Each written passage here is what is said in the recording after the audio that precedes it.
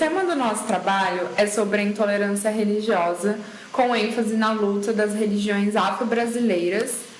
E o trabalho foi feito por mim, Luana Santiago, pela Tânia Lira Falcão e o professor orientador José Humberto Machado. Nós abordaremos análises sobre livros e artigos que retratam a intolerância no Brasil e também vamos abordar alguns fatos importantes sobre as religiões afro-brasileiras, usando como exemplo o candomblé e a umbanda, a fim de entender onde a falta de conhecimento e ignorância refletem no cenário violento desde o tempo colonial.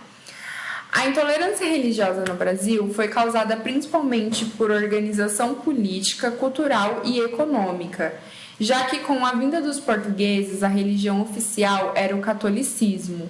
E no artigo 276 do Código Criminal de 1830 estava proibida a celebração, propaganda ou culto de confissão religiosa que não fosse a oficial.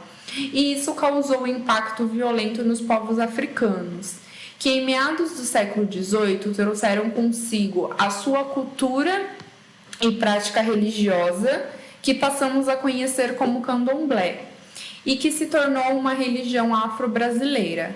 Essa perseguição também se estendeu no século XIX sob a religião de Umbanda, que foi formada a partir de uma mistura de um culto afro, do espiritismo e do cristianismo.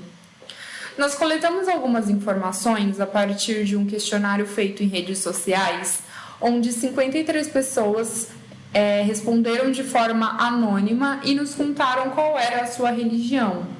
E a maioria delas se denominavam evangélicas e católicos, e uma grande minoria pertencia a alguma religião afro-brasileira. Por isso, nós conseguimos entender o motivo de a grande maioria dos representantes sociais e políticos serem dessas religiões mais populares. Os entrevistados também responderam se já foram alvos de preconceito, onde os mais atingidos foram os que pertenciam a religiões de matriz afro-brasileiras.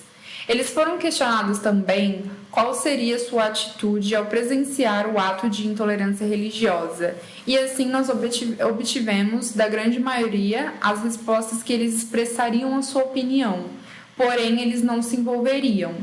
E também alguns entrevistados disseram que interviriam. Assim, a gente pode concluir que o grande motivo, se não o principal, da perseguição a essas culturas atribui-se ao racismo, seja ele sobre o povo negro ou os verdadeiros donos da terra, que são os indígenas. O controle político, financeiro e social é disfarçado de fé e nos traz o cenário em que o nosso país se encontra nos dias de hoje.